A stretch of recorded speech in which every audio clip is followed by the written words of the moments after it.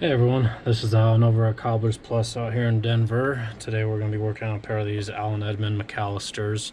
We're going to be replacing the heels and the rubber sole. You can see that this had some form of chemical reaction happen, or not necessarily chemical reaction, but it had some kind of tar buildup, and then at the same time had a slight reaction to it, and it's very sticky. So we're just going to be replacing the rubber protective sole here. So we'll go ahead and get started, but did want to point out that there's a few different methods to replacing this rubber here. The ideal one is usually, of course, doing a full sole on it and then applying this rubber. The other one is also just removing this rubber completely and restitching the leather on there, and then afterwards applying a rubber. And in this case, this gentleman asked that we do it the same as original before.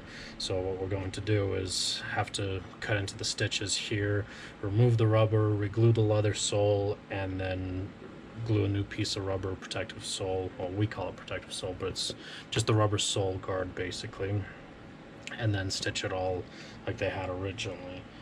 But always try to do it the same way. So get a nice corner here somewhere.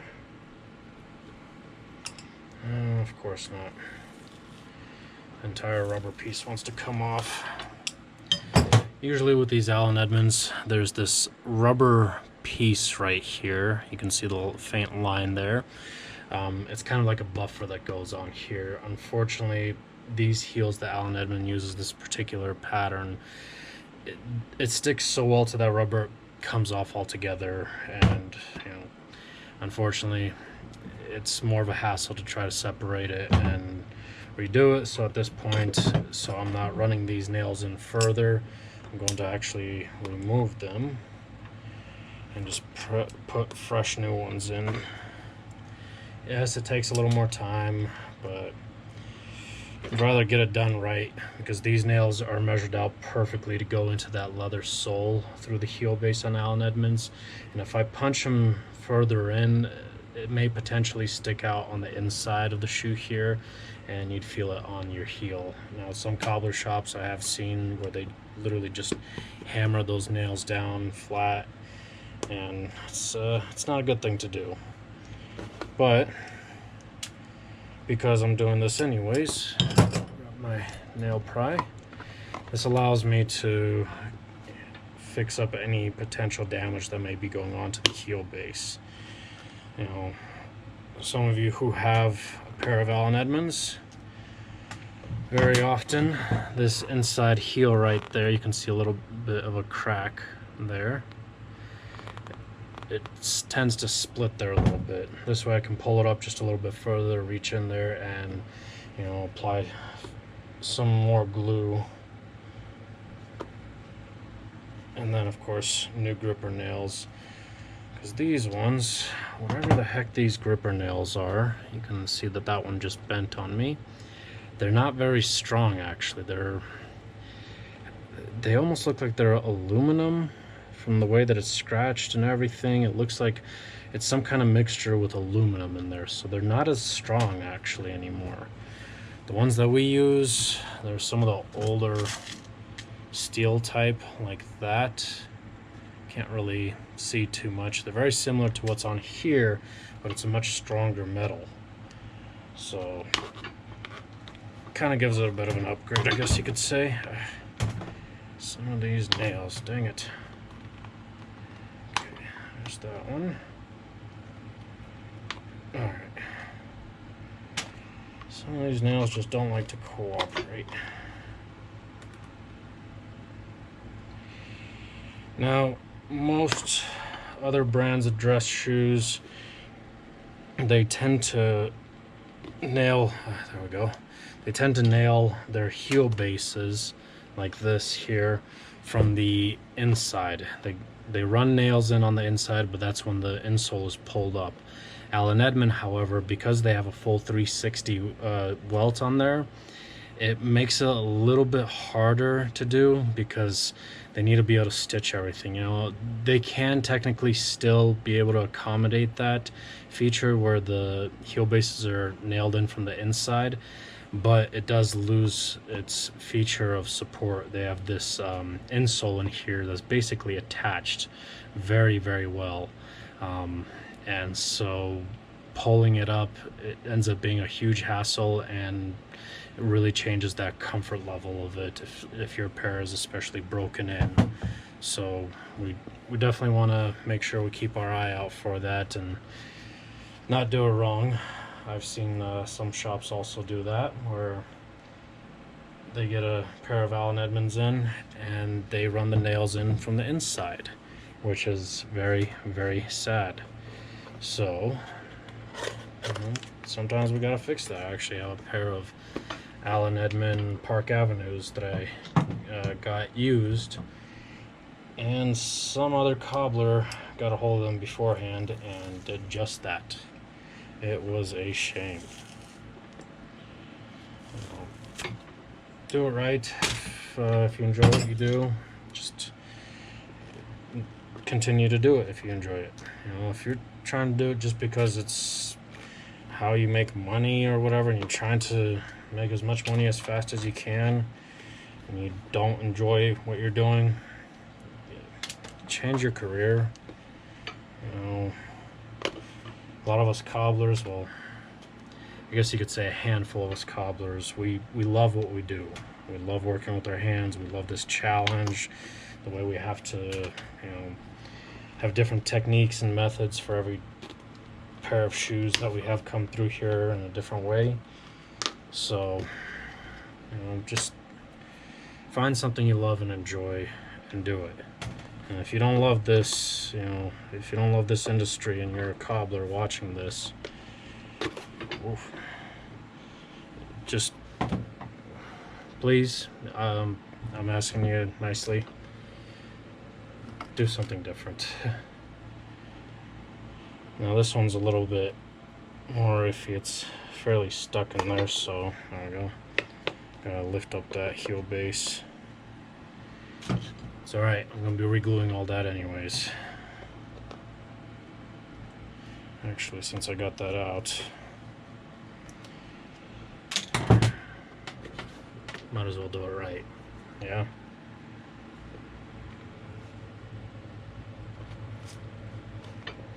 Now again, we're not doing full soles today on these, but I'm still going to take off this heel base just to kind of rough that up again, remove any old glues on this section here and the heel base. But I want to make sure I don't lose track of it. This is ticket 9234. 34. And this is for the right foot, because there is a left and a right in these. You might not quite be able to, well, I guess you might be able to tell, but you can see that one side is thicker than the other. This one's a little bit thinner right there, or this side is thicker. This is the inside of the heel area, and it's thicker because that's what gives you a little bit of that arch support. You know, Allen Edmonds shoes, they can't quite accommodate an orthotic very well. Drop my pen. They can't accommodate an orthotic very well, but they have very great support features built into the shoe. So I put some thinner around the edges here. I'm going to let it do what it needs to, and I'll be back in just a second then. Sorry about that interruption. I had to grab the phone. But we've allowed the thinner here to do what it needs to deactivate the glues here. I'm trying not to touch this bottom because it reacts with that tar or whatever it may possibly be as well. Now I'm going to use our little knife here, start cutting through the stitches. And I'm cutting through the stitches along in between the leather sole and the welt, not the rubber sole and the leather sole. Because again, we're going to have to re-glue that leather sole if I concentrate too much on just replacing this rubber only. Unfortunately, we're gonna have old stitches left behind, and we got to make sure we get in there and pull out the old stitches. And if we don't cut through the leather sole right here, try to show you right there, then we won't be able to pull out the old stitches. You can see the rubber sole starts right here, so it's above, but we're having to cut in between the leather sole and that welt there. And that's because we have to make sure to pull those old stitches. And there are some shops that don't even pull stitches when they're replacing the sole. My father was one of those, I will admit, and it drove me nuts. Just because it was one of those extra steps that's where everyone assumes you can cut a corner on, and that's not an okay thing. So we've got that opened up now.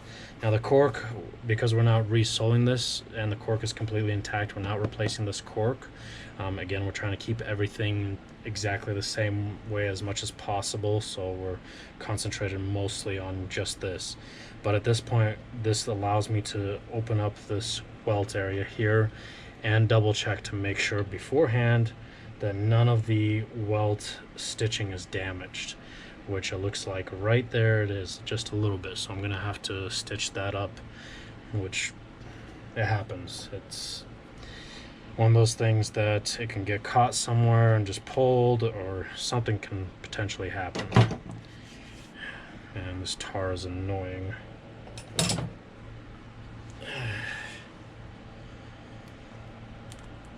And I always have trouble with removing this rubber sole here. I have to sit down so I can watch it, because all it does is rip, just like that there. The chunks ripping out. I really don't like this sole.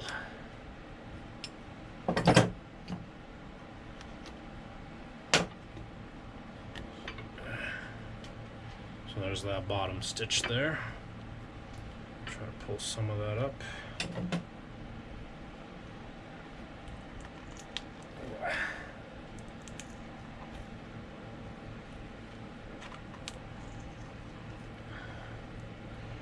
Now, it may have been a little bit easier for me to just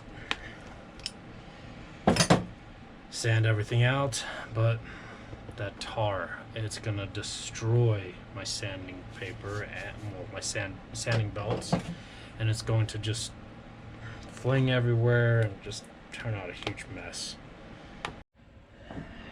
Well, I thought my recording was going, but I guess I didn't record any of it.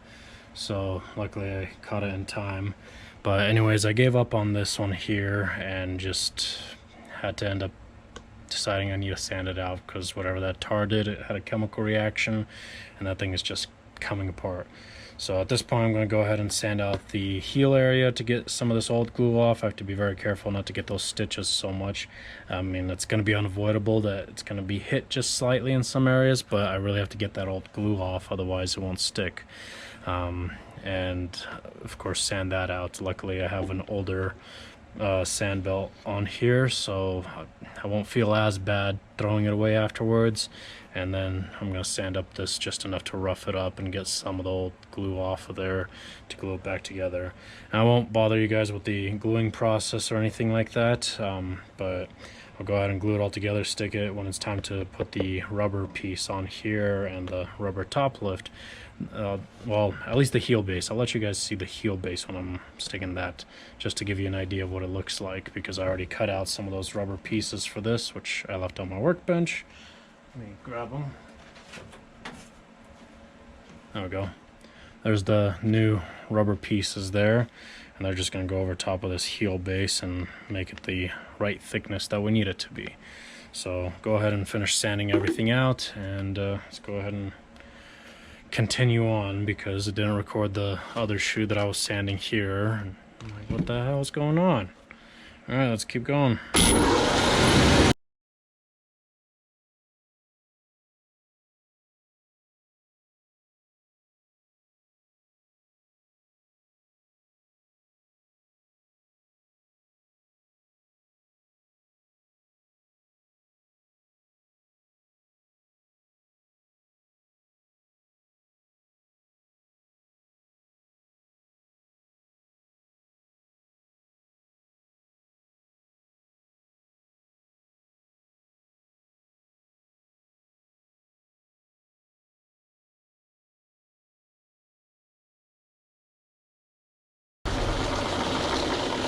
Alright, we got everything roughed up and sanded up. Now we're going to go ahead and go to our other machine where we're going to pull the old stitches out here. And this will also open up this area that I'm going to have to restitch here a little bit more so that I can see how far I really have to stitch the section here. So go ahead and go and move on to that machine now. So see you there. Alright, so now we're over here at our other machine to pull the stitches. This is actually our shine machine, but it's got this little attachment here that will help pull a lot of these old stitches out and some old dirt and grime possibly too at the same time, so that when we're stitching we don't get any dirt getting in the way. Now these pieces here, they're not sharp at all. It is metal, but it's not sharp one bit, plus ours is heavily worn down, and I actually prefer it that way. It makes it a little bit safer to work with on the shoe and for us too, because sometimes it can slip off and our finger hits it, and because it's spinning so fast it can still hurt pretty badly. Some shops, they actually have these attached on their sander machines. We like to have ours on our shine machine. The sanders, they spin way too fast, and because of that it heats up that leather welt too much. Sometimes we get like a plastic welt as well, and it just melts it, and you know, plus too much speed definitely is a lot of friction, can cause something to go wrong. Or the shine machines are a little bit slower, so we like to use those. Alright, but now we're going to go ahead and get everything started. It's going to get a little noisy now.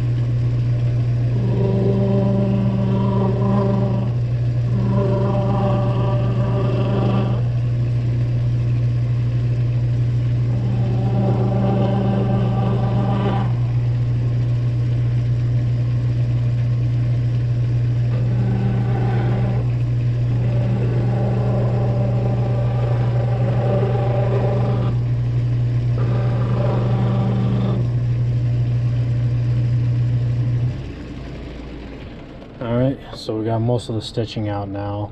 You can see right through those holes, but there's a few spots where the stitches didn't come out, and I don't want to press too hard in those areas ever, especially on this shoe, because that's where the welt is coming undone. So I'm gonna pull the rest of the stitches, and especially closer to this back area, by hand, and then get ready to start stitching up that welt, and afterwards I'll glue everything up. I'll go ahead and show you on camera how I'm doing everything as far as stitching the welt, because it's such a small section, it won't take too long, and we'll just move on. Alright, so I've got all the stitches pulled out by hand. Now we're just gonna go ahead and stitch up this little area. We've got our little awl here. It's like a hook needle basically, if I could even show it. There it is. Alright, but all of this is hidden away usually underneath the sole, and that's how Goodyear welt is stitched. So this welt, this strip of leather right here, I'll show it on this other one since I've got the needle sticking in, but this section right here you can see kind of splitting just a little bit. That's actually stitched to the upper, the liner, and the midsole padding inside here also, and stitched clear through. And then afterwards the sole is glued on and stitched to the welt. So that's usually how a Goodyear welted shoe is done. Now as far as restitching the welt, this is a must. You know, it can't be overlooked, and it's one of those things that I've noticed a lot of cobbler shops, some that I've worked for, they just glue it up and that's it. You know, put a bunch of super glue, rubber cement glue, whatever they may have, and you know, it holds up, but probably for a couple of wears and then it starts to give out again. And it's unfortunate that things like that happen. And I'm trying to figure out a way to let you see this, but I stick that all through the welt and all this material here, and then I just kind of make a loop like that, pull it through, and then I take this other end here that's cut off and just stick it through the loop, and voila, tighten it up by hand. Pretty simple, but when you're redoing the entire welt, very time consuming and really does a number on the hands. It's one of those things, that's why replacing welt does cost a significant amount extra, because all of us cobbler shops, we have to do this by hand. We don't have the welt machines. They're called Goodyear welt machines. They stitch on the welt for us. Well, for the company or the factory that's manufacturing the shoes. And it's designed for mass production, of course. But there are a lot of kinks and flaws in it that we catch very often. Sometimes the stitch might get to the end of the bobbin or something and it becomes very weak and just doesn't tighten down these stitches well enough. Sometimes the welt overlaps way too much, more than it should, and just a lot of reasons. A machine can end up having issues. You know, hand stitching the welt especially is definitely gonna work best. Now, stitching the sole on with a machine, that's a different story. We have a little more control over that, and we're able to redo any sections that we may need to as well. If something goes wrong, where the bobbin gets to the end and the stitch becomes weaker, or you know, the bobbin rips, or just a number of reasons, anything can go wrong with the stitching process. And you know, if that happens, we can catch it very quickly and fix the problem immediately. Where with the welt, unfortunately, because it's the welt being stitched on simultaneously as the stitch is going through, it's being all fed through one machine like that, it has greater potential of something going wrong. And you know, that's where you get like the factory seconds, and you know, sometimes damage piles where a pair of shoes gets damaged from that and there's no fixing it. At least they catch those, but sometimes there's some things that quality control can't catch in time, and shoe goes out with a bit of a defect. And it can happen on any brand of shoe, you know, any brand of boot or shoe. It can just happen. But it just comes to show that, you know, there's a reason why cobblers have to charge a fair amount for welt replacement, because it's done by hand like this. Very time consuming. It's done right, there's no missed spots or anything. And also why bespoke made shoes, which is the proper terminology for custom made shoes that fit your foot, are so expensive. Most of the, not all, but most bespoke made shoes, they will actually do hand stitching on a lot of the shoe. So, and especially like the welt as well. Let's see, where are my scissors? There they are.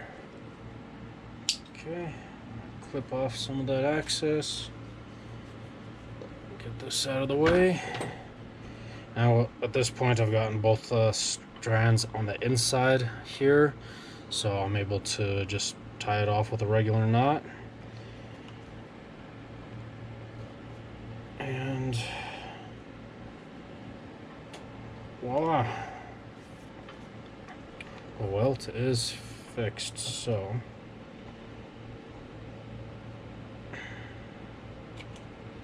cut off a bit of that excess, even everything out. There we go. Now that area there is restitched and not coming undone. Thing is really tight on there. So alright, now at this point I'm just going to glue everything up, as far as the inside here, the heel base, and the heel base area, the heel bases themselves, and the little rubber pads. Once it's all done curing, I'm going to stick it all together and go ahead and start working on gluing the rubber protective soles and heels on them. Like I said, I'll show you guys how the heel bases go on with nailing and everything. It's nothing too crazy, but I'll at least show you kind of the re-nailing process. Some people are a little unsure about how the heel bases are secured. You saw me pulling out the nails, but I'll go ahead and show you the process that it takes to actually nail everything in. Alright, so we'll see you back in just a little while then. Alright, so we're back here again. I've got everything kind of glued up, the heel bases on, as well as that rubber piece there. I've glued up the sole there together, stuck it together, so I'm not wasting anyone's time. I did that all off camera. And right now I've got the rubber sole protector in the oven at the moment, getting ready to stick it on there. But while that's being heated up, I'm gonna start out by punching a few holes for the nails to go in for the heel base. I could use just the straight nails and hammer them in, but this makes it just a little bit easier when I use an awl just like that to punch the holes. They go in a little bit straighter and more evenly. And there's no specific science to it or anything. We do put in a total of 7. That's usually what Allen Edmonds has. And then we use the same exact length as them, the 5/8 inch threaded nail. Some call it the ring nail and all sorts of other things I've heard. But we just call them threaded nails.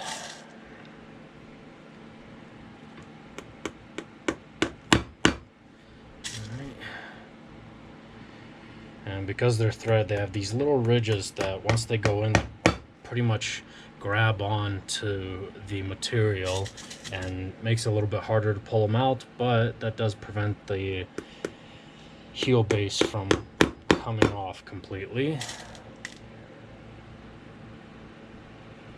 And then as soon as I'm done with this one, that rubber sole should be ready to stick now. So I gotta try to hurry up. Okay.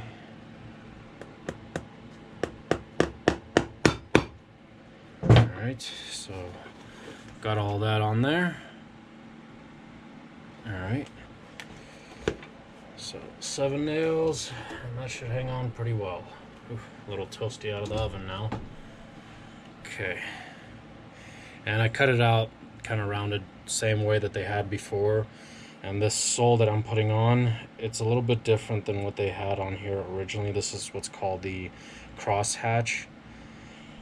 It's a really nice sole. It comes in a few different thicknesses, but it comes in sheets. Sorry about the hammering. Gotta hammer, we're cobblers. Always gotta do it. Use the back end of my French hammer right there to just press down this back end just a little extra, make sure it's all lined up. But if I can find a chunk of the old sole, this is what the old one was like.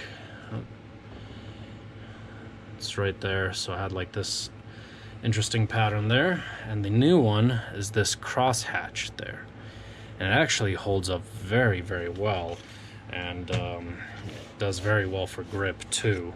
So at this point, this one's all done. I gotta stick it on the press, so hang on.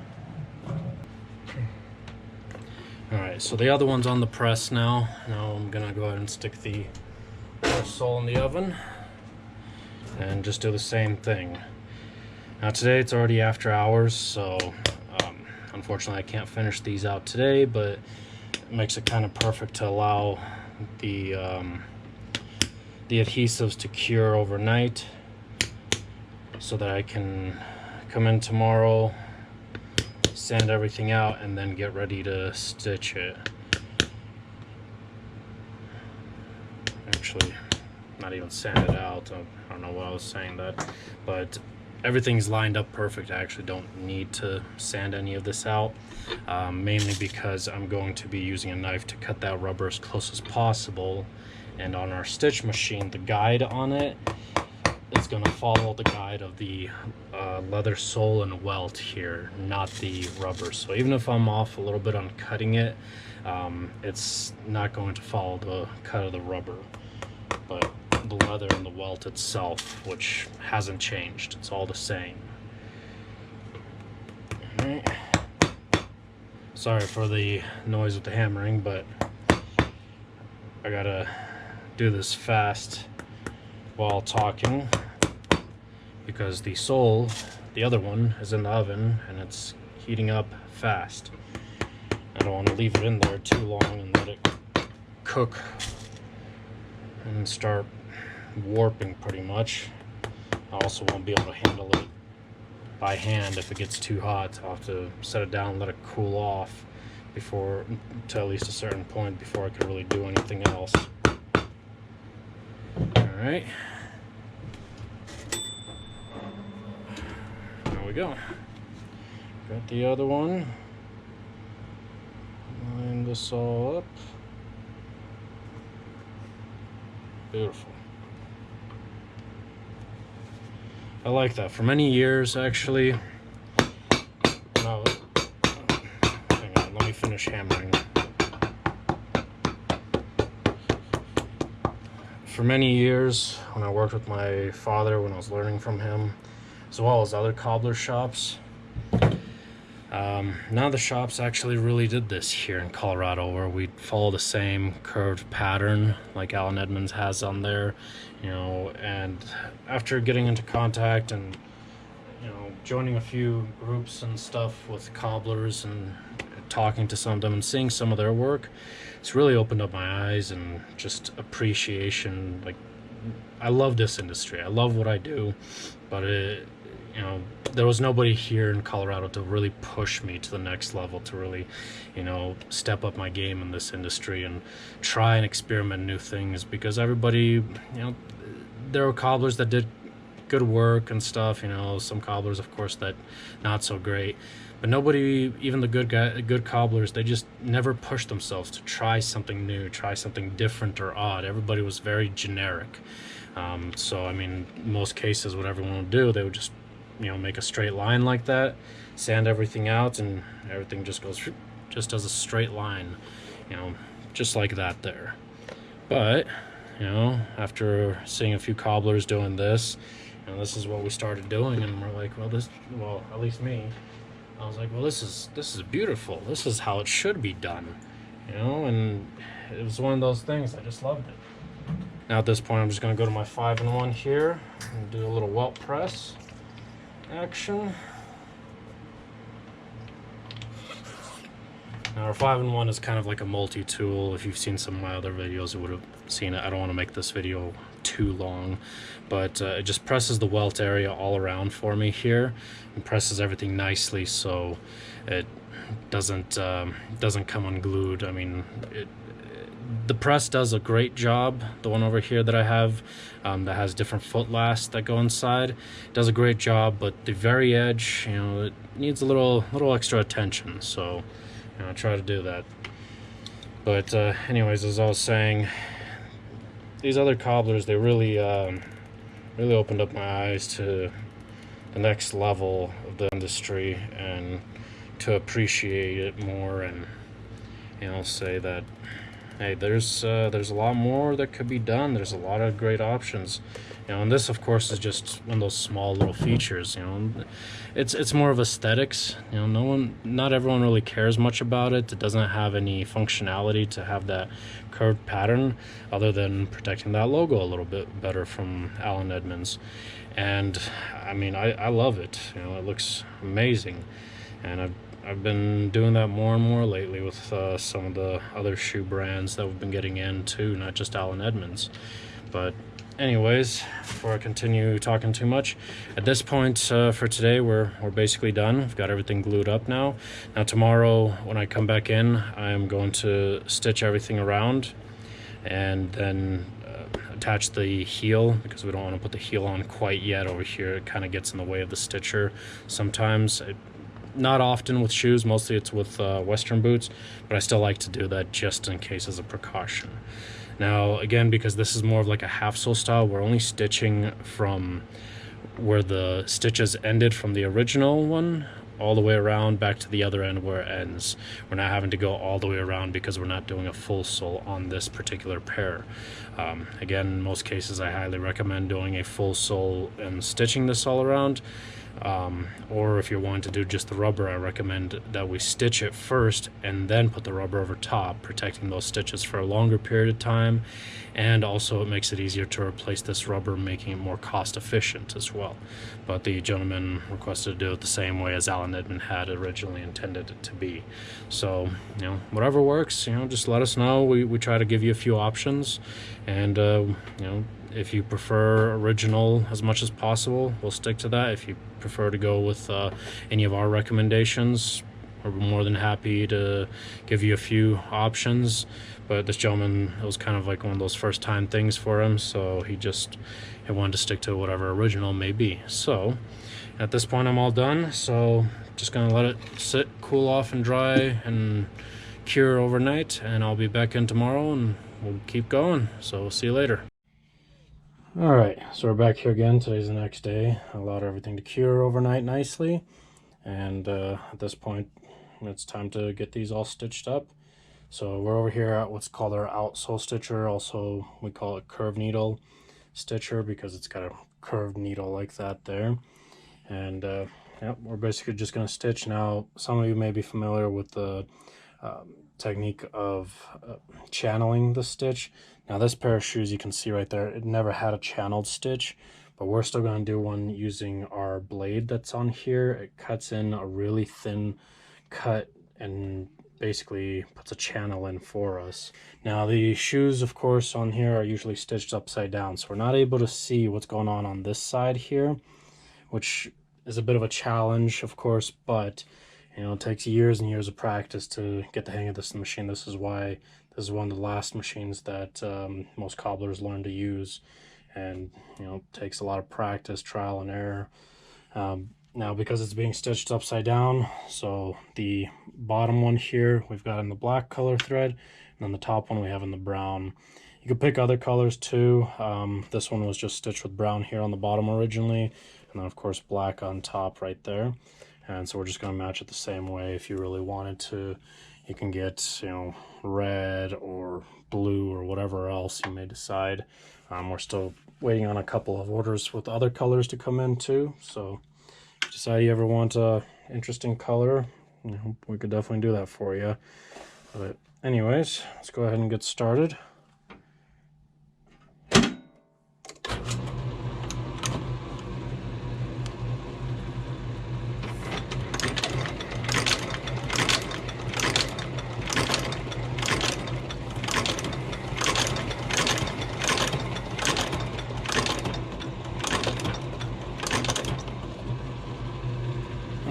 Of course, because I was talking so much, I forgot one thing. Spray it down just a little bit. Helps lubricate everything. I'm like, why is it trying to stick so much? Try that again.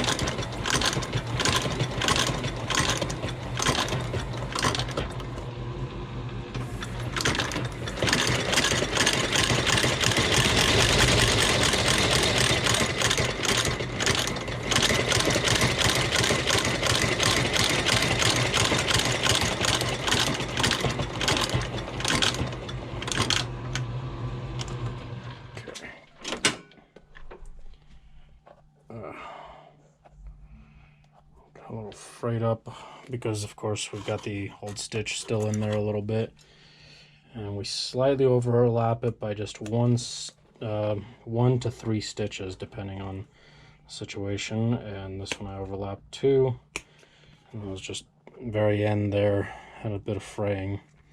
Anyways, kind of gives you an idea Can't really see it all that much because it's hidden there, plus everything's still wet. But now this piece right here sticking up, that was there like that before, so we're going to be fixing that up, and we're going to be treating the uppers anyways. But kind of gives you an idea. Seems to have gotten into all the same original holes fairly well.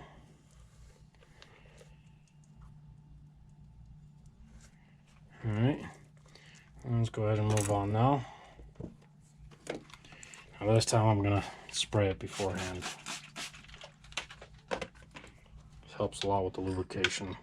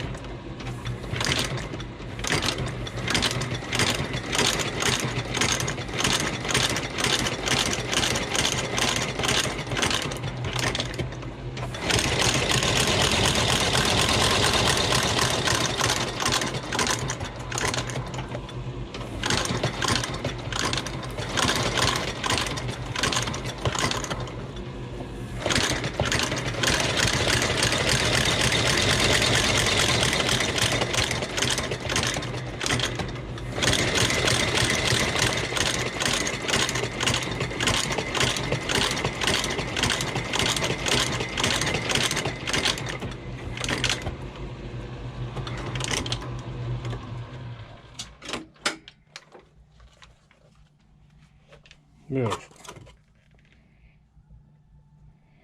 Now, as I had mentioned, as far as the edging on here, in most cases when we're doing a full leather sole, we actually sand this area out just so that it's as flush as possible. But because we're just doing the rubber sole on there, and the leather and the welt all line up already, our guide on here, make sure that stitch is nice and tight. Our guide on here, which is this piece right there, see me pulling it out, this is our guide that allows us to adjust the depth. It follows the depth of the welt mainly, and a bit of the sole. So because we're, at this point just following everything that was on there before, we don't need to make sure that it's all trimmed out that much necessarily. We also have different levers and everything to help us adjust the stitch length, but we always try to make sure we match up the original one as possible, because we don't want additional holes added into the welt. Unfortunately, when you got too many holes added on top of already existing holes, it can become problematic where the welt gets damaged fairly quickly afterwards. And that's also another reason why we end up removing the old stitches too. We can't leave those old ones behind, because you got stitches on top of stitches, and it just does not work out right. But anyways, at this point we're done. Now, piece of old thread there. But at this point, we're gonna go dry everything off and go ahead and glue on the heel. I'm not gonna show you all that necessarily. It's nothing too major. We've got the bases all nailed on, and we'll move on. So we'll see you in the other room. Alright, so we've got the heels on. I'll put on the same type of heel, just a little bit thicker material though. This of course comes in a few different thicknesses. I believe it was 3mm all the way up to, I believe it was 8mm, if I'm thinking correctly. I know we've got 3, 4, 6, and then I believe 8 as well, but I can't remember off the top of my head right now without pulling the sheets out. But I've got the heels back on there. And now we're over at our 24 grit sandpaper, because we gotta at least do a rough trim real quick of the heels and a little bit of the edging now on the sole there. So we'll go ahead and get started then.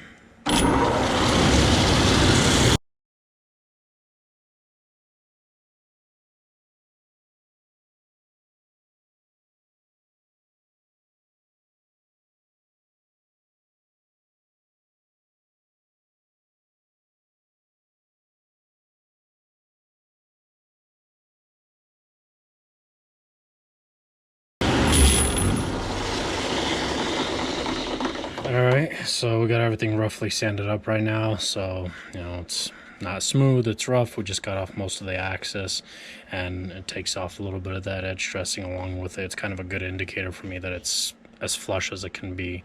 Now we're going to move on to our 100 grit sandpaper, and we're going to smooth everything out, make it nice and smooth, and get the inside here with what's called the Brister cone, and sand out this area slightly so we can refinish it, but just very slightly, again, because these stitches here are not countersinked. There's not a channel for the grooving, in other words. But because of that, they're not countersunk in there, and so I have to be very careful not to hit them. So I have to go around certain areas, and then closer to the stitches I have to do it by hand as well. So just a few spots we'll just touch up on the machine, sanding it out with our Numkig, and that's it. So we'll go ahead and move on then. Alright, so we're over at our other machine now. This one has a finer sandpaper, basically a 100 grit. And then up here in the corner, you can see that there's a what's called a Numkig. It just spins around. It's kind of a finishing sander. And then down here, you can't really see it, but there's a cone-shaped what's called a Brister cone, and gets the inside here nicely to sand out everything to make sure it's all flush. So we'll go ahead and get started then.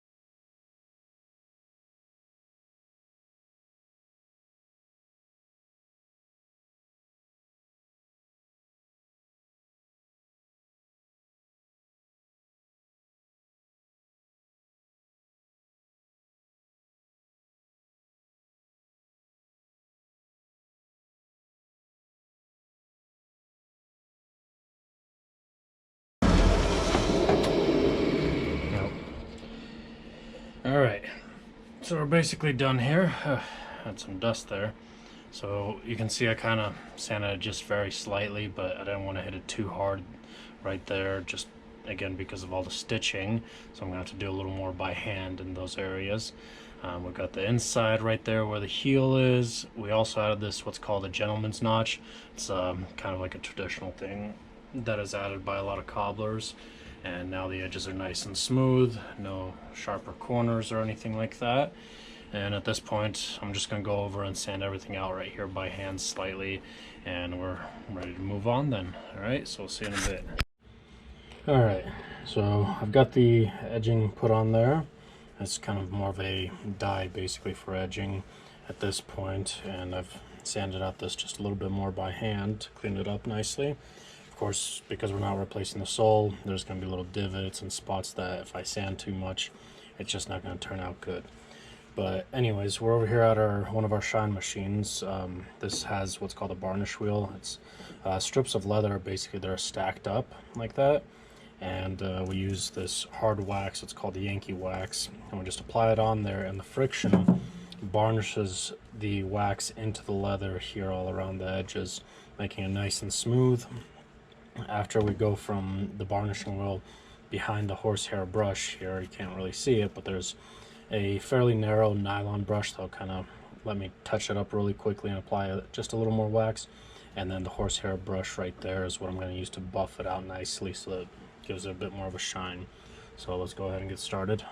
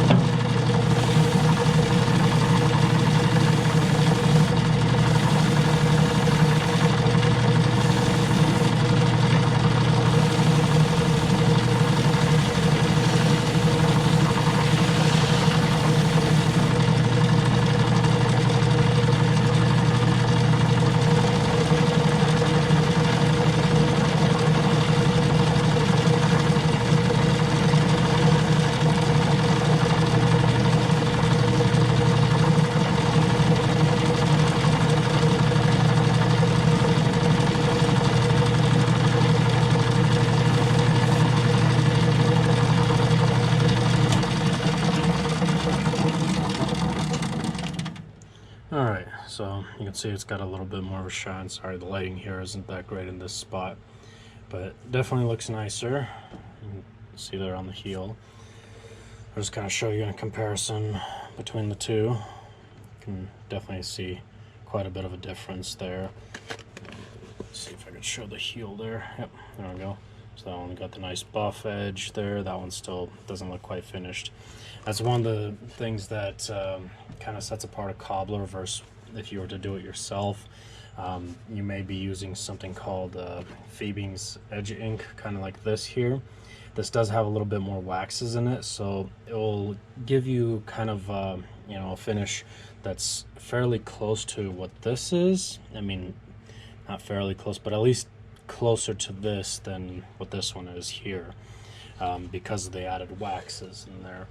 But unfortunately, you won't be able to get that same exact effect like we just created here, because of course we've got machines that spin and really varnish and melt that wax into the leather nicely and buffs it out. So just wanted to point that out. Another one that I always recommend using is this for your edging too. The Saphir Renovating cream. It's a highly pigmented cream, and it's more of like a paste, where this Phoebe's right there is more liquidy. It's got a small amount of wax in there. I believe it's some form of mineral wax. Just from the way it seems to work, it doesn't say exactly what's in here, of course, but it still works fairly well if you're doing it by hand. Otherwise, you know, if you're really wanting the edges redone nicely, you know, most of the time it's included with like our shines, for example. We tend to do that most of the time. I've done a video or two, I believe, where I used the Renovating repair cream with my finger around the edges just to show you how you can do it at home. So you can check those out if you'd like to, the steps we take for shining and treating the uppers. And basically, after I finish up the edging on here, I'm going to go ahead and shine these out. I'm going to be using the Saphir Beauty to Cure for these ones in particular. Actually, I'll take it a step up. Sorry, on the Medaille D'Or is what we're using. The little scratch there, that was a nick. I fixed that up. I'm gonna sand it just slightly by hand and use the Renovating repair cream, this stuff here, to help fill it in just a little bit more. But if you want more greater details about, you know, treating the uppers and shines and everything, you could definitely check out one of our other videos that I have. You know, there's one that's over an hour long. It was a pair of mermans, I believe, that I did a full treatment on. That'll kind of give you some good ideas and pointers. There's another video there, and I can't remember what brand of shoe that one was, that's a little bit shorter, using the Beauty to Cure line from Saphir. So I won't waste your time too much longer with the whole shine aspect of everything, but this kind of gives you an idea of how we do that. I'm going to also put a little bit of a bottom stain treatment here on the bottom to make sure that's all evened out, and then afterwards I'll wrap up the video. So we'll see you back in just a little while. Alright, so we're back here again. Got everything finished out. Got the new heels, got the rubber sole put on there, everything stitched all around. The bottom kind of restained there in that area. The edges, of course, finished out. Got a fresh coat of cream and wax polishes and everything. So just for anybody that may be curious, the steps I take as far as treating the uppers, I usually start out with the Renomat, of course, to remove any old waxes and polishes and creams. This one did have a fair amount of old waxes and stuff on there. I also had to use a little bit of acetone on it in a few spots because, again, if you may remember, there was some tar on the bottom. There was a little bit of tar on some spots here on the sides too that I had to clean up, and the Renomat wasn't quite strong enough for that. Renomat is one of my favorite things to use for uppers. It definitely helps remove just the waxes and creams that are over top. It doesn't affect the original dye pigment that's in the leather nicely, like you would basically find with alcohol or acetone. That tends to remove some of the original dye pigment. Afterwards, of course, I used my Renovating cream to recondition and restore the nutrients back into the leather uppers. Then I moved on to my Pomadier cream. Sorry, I was going to say Seraphim, but the Pomadier cream from Saphir to restore some of the nutrients as well as the pigment back in. even though there wasn't really much loss of pigment. There were a few small scuffs here and there, like on that toe that had a bit of a damage before. And then of course afterwards I finished it all off with the Pâte Deluxe waxes from Saphir. And I apply that always with my fingers. As far as the creams, especially on something like a McAllister, because of all this broguing in here, I always prefer to use the dauber brushes. In just about any cases, that's what I prefer to use. But with a brogue such as this, you really might want to consider using a dauber brush, mainly because the horsehair brushes tend to really get into the broguing here nicely. In case you get a little bit of cream or polish or something in there, you could use that horsehair brush and just kind of work that area to try to get the creams back out, which was very nice. But anyways, I hope you enjoyed the video. As far as the rubber, I had mentioned already, there's a few methods of doing this. Originally we did it the same way as Allen Edmonds. We stitched the rubber and the leather sole clear through to the welt, but my personal recommendation, usually so that you have more long-term use on it and it's a little more cost efficient in the long run, is once we remove the original rubber off of there, we stitch the leather sole down and then adhere the rubber right over top, protecting those stitches, as well as down the road when it's finally time to replace it again, all we have to do is remove the rubber and just apply a new one on without having to deal with any form of stitches or anything. Now as far as a full resole, of course we're going to be removing stitches always, but if you have a rubber sole like that, that's my personal recommendation, my personal preference as well. There's other tread patterns you can pick from usually as well, if you really want to be kind of nitpicky, or if there's something specific that you want, say like, I'll grab one.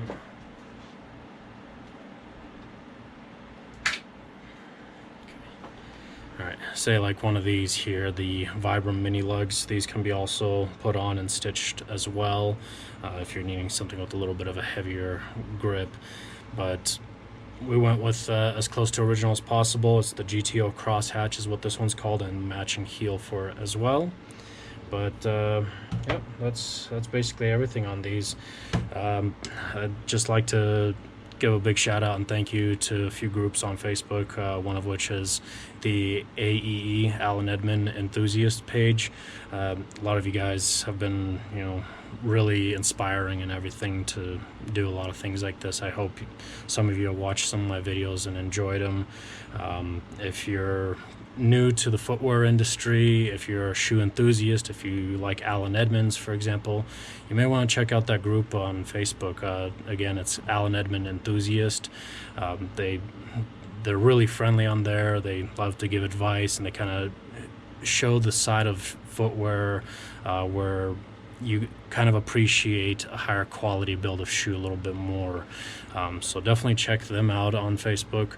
And I'd also like to thank all the cobblers that are in another group, SRI. Now, if you're just from the general public, you're a customer, unfortunately you can't join that group. That's exclusively for cobblers. They won't accept you into the group unless you're a cobbler.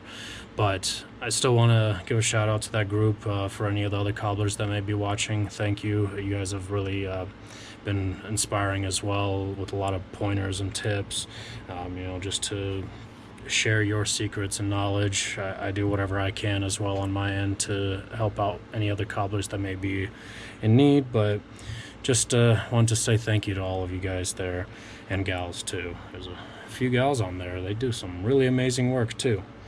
But anyways, it wasn't anything too fancy. I appreciate for watching.